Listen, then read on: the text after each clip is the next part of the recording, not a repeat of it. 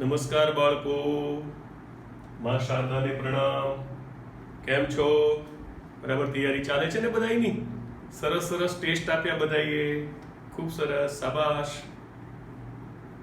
Reference બુક્સમાં ભૂલો હોય છે એ આપણને ગઈકાલે ફરી અનુભવ આવ્યો, એટલે ફરી સાવચેત રહેવું પડશે, કારણ કે લાખોની સંખ્યામાં વેચાતી રેફરન્સ બુક્સમાં પણ એવી એવી ભૂલો હોય છે કે આપણને આશ્ચર્ય થાય. કાંઈ વાંધો નહીં, કીપ ઇટ અપ. ઓકે, તો આજનો ટોપિક છે આપણો વિદ્યુત ભારો અને ક્ષેત્રો, એનસીઆરટી ટેક્સ્ટ. ઓકે, થિયરી છે આજે. ઓકે, ટોપિક છે સમાન બાહ્ય વિદ્યુત ક્ષેત્રમાં મૂકેલા વિદ્યુત ડાયપોલ પર લાગતા ટોર્કનું સૂત્ર મેળવો. ઓકે, આપણે થિયરી ડેવલપ કરીશું, પછી ક્વેશ્ચન આન્સર તરીકે સેક્શન 2 માં પાર્ટ 2 માં સમજાવીશું ફરી. બરાબર, 2 વાર કરીશું એટલે રિવાઇઝ થાય. સરસ ટોપિક છે. ઓકે, સમાન બાહ્ય વિદ્યુત ક્ષેત્રમાં મૂકેલા વિદ્યુત ડાયપોલ પર લાગતા ટોર્કનું સૂત્ર મેળવો. ઓકે, આમાં શું છે કે ટેક્સ્ટની અંદર અમુક મેથેમેટિકલ સ્ટેપ્સ ન લખી શકે એ લોકોની, તો થિયરી બહુ લાંબી થઈ જાય. પણ હવે આપણને ખબર છે કે જે બી ગ્રુપના બાળકો છે એ લોકોને તો મેથ્સના સ્ટેપ ન સમજાય, હે ને? એટલે આપણે સમજાવવા પડે. એટલે આપણે પ્રયત્ન એવો કરીશું કે બંને સાથે થાય, આપણને સમજાઈ પણ જાય અને પરીક્ષાલક્ષી તૈયારી પણ થાય. ઓકે, હવે જો આપણે લાસ્ટ ટાઈમ વાત કરી હતી કે અણુઓના 2 ભાગ પાડી શકાય, ધ્રુવીય અને અધ્રુવીય. બરાબર કે નહીં? જો ધનભાર ને ઋણભારના કેન્દ્રો એકબીજા પર સંપાત થતા હોય તો એની ડાયપોલ મોમેન્ટ 0 હોય. ખ્યાલ આવ્યો? તો એને આપણે કીધું હતું અધ્રુવીય અણુઓ.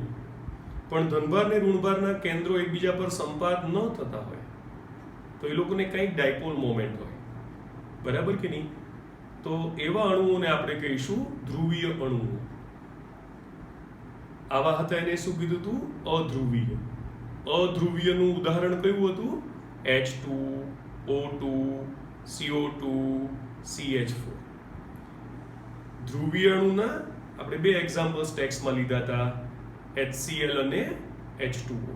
ઓકે, એટલે હવે એવા જે ધ્રુવીય અણુઓ હોય કે જેને કાયમી ડાયપોલ મોમેન્ટ છે, બરાબર, એને તમે બાહ્ય વિદ્યુત ક્ષેત્રમાં મૂકો તો એનું શું થાય? બરાબર કે નહીં? એ આપણે શીખીએ.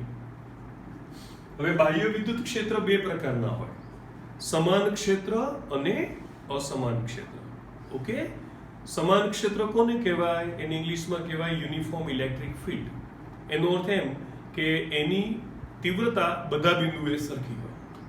ઓકે, અને માટે એને રજૂ કરતી જે વિદ્યુત ક્ષેત્ર રેખાઓ હોય તે એકબીજાને સમાંતર હોય અને એકબીજાથી સરખા અંતરે આવેલી હોય.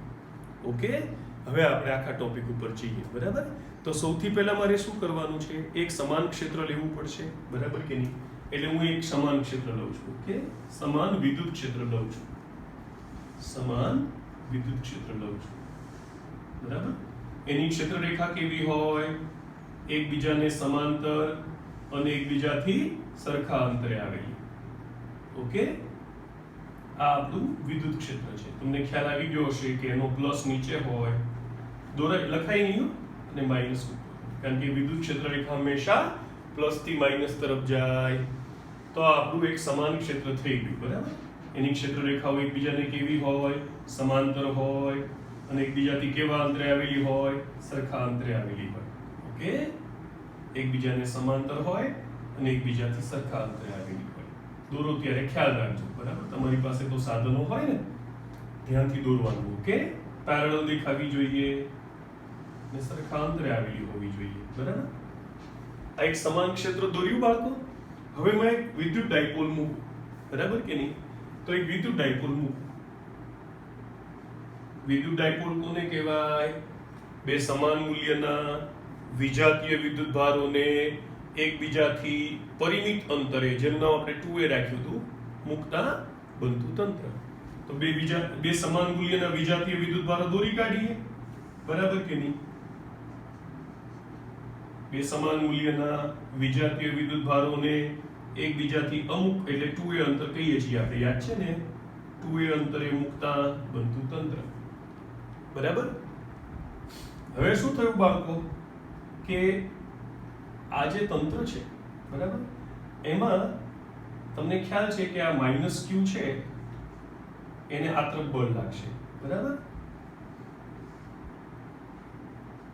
એને આપણે F માઇનસ કહેવાના છીએ શું કહેવાના છીએ F માઇનસ તો F માઇનસ ની કિંમત કેટલી થવાની છે કહો તો કે માઇનસ ક્યુ ઈ બરાબર ને માઇનસ ક્યુ ઇન્ટુ ઈ બરાબર કારણ કે આપણને ખબર છે કે તીવ્રતા બરાબર બળ ભાગ્યા વિદ્યુત ભાર તો બળ બરાબર વિદ્યુત ભાર ગુણ્યા તીવ્રતા હે ને તો આવું થઈ ગયું આ કઈ દિશામાં લાગી કે કોઈ કહેશે જો આ વિદ્યુત ક્ષેત્રની દિશા છે તો આ બળ કઈ તરફ લાગ્યું વિદ્યુત ક્ષેત્રની વિરુદ્ધ દિશામાં હવે આની વાત કરીએ બરાબર કે નહીં તો આના પર આ દિશામાં બળ લાગશે બરાબર કારણ કે પ્લસ ને માઇનસ આ કરશે સાદી ભાષામાં અથવા પ્લસ પ્લસ ને અપા કરશે જે કોઈ તો આને આપણે F પ્લસ કહેવાના છીએ શું કહેવાના છીએ F પ્લસ તો F પ્લસ કેટલું થવાનું છે કહો પ્લસ QE અને એ કઈ દિશામાં લાગવાનું છે વિદ્યુત ક્ષેત્રની દિશામાં આ માઇનસ QE કઈ તરફ લાગ્યું વિદ્યુત ક્ષેત્રની વિરુદ્ધ દિશામાં વિદ્યુત ક્ષેત્ર આ દિશામાં છે આ માઇનસ QE વિદ્યુત ક્ષેત્રની વિરુદ્ધ દિશામાં લાગ્યું પ્લસ QE વિદ્યુત ક્ષેત્રની દિશામાં લાગ્યું બરાબર કે નહીં હવે આપણું તંત્ર છે ને બાળકો એ આ બંનેનું બનેલું છે હે ને એટલે પરિણામી બળ કેટલું થયું F F minus plus F plus બરાબર minus QE plus plus QE આ ફરી વાર પ્લસ ન લખો તો ચાલે બરાબર ઇક્વલ્સ ટુ 0 વેક્ટર 0 યાદ રાખજો તમારી ટેક્સ્ટ બુકમાં એ ઘણીવાર 0 સંખ્યાત્મક લખે છે પણ આ સદિશ સરવાળો કર્યો છે કેવો સરવાળો કર્યો છે એટલે જવાબમાં શૂન્ય સદિશ આવે ઓકે તો પરિણામી બળ તો શૂન્ય થયું હે ને પણ ટોર્ક શૂન્ય નહીં થાય પરિણામી બળ તો શૂન્ય થયું બરાબર કે નહીં પણ આ જે ટોર્ક છે બરાબર કે નહીં એ આપણે ગણવું પડશે ઓકે હવે શું છે મારી વાત સાંભળો આને આપણે સંદર્ભ બિંદુ લઈ લઈએ ઓકે ઓ આ અંતર કેટલું છે a આ અંતર પણ કેટલું છે a આ એંગલને આપણે થીટા કહીશું ઓકે તો આ આપણી ફિગર આખી તૈયાર થઈ ગઈ ઓકે હવે શું કરીએ પહેલા કે આપણને ખબર છે કે ટોર્ક આપણે બે રીતે મેળવી શકીએ બરાબર એક તો આપણે સદિશ વ્યાખ્યા પ્રમાણે વાત કરીએ ને તો ટોર્ક બરાબર ટોર્ક 1 પ્લસ ટોર્ક 2 આને કારણે અહીંયા લાગતું ટોર્ક અને અહીંયા લાગતું ટોર્ક એવું કરીએ તો આને માટે પછી આપણે લખવું પડે માઇનસ a કારણ કે આ સાઈડના સ્થાન સદિશને માઇનસ કહેવો પડે ને ટોર્કની વ્યાખ્યા શું હતી ટોર્ક બરાબર r ક્રોસ f એવું આપણું સૂત્ર હતું તો એના પરથી ટાઉ બરાબર શું લખી શકાય ટાઉ 1 ને શું કહી શકાય minus a cross minus QE plus tau 2 ને શું કહી શકાય plus a cross plus QE